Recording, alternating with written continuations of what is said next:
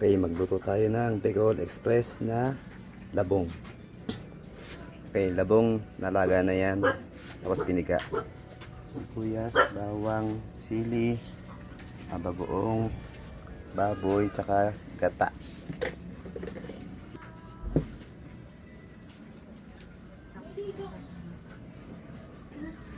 I-fry muna natin yung baboy para mas masarap.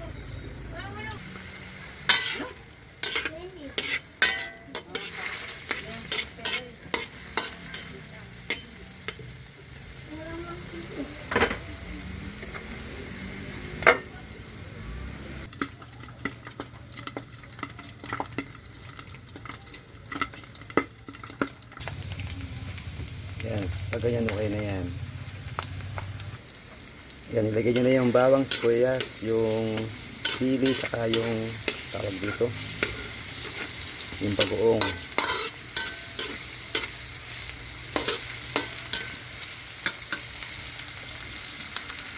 Tapos lagay nyo na yung labong, tapos lagay nyo na ng asin, bechin. Ayun, mga panangkap. Tapos paminta. Gisahin nyo muna. Tapos yan, pag nagisa nyo na, lagay nyo natin Coco Mama.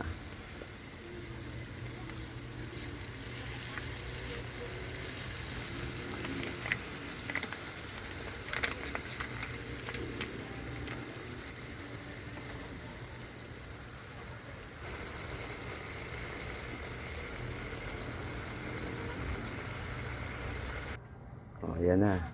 Sarap nito.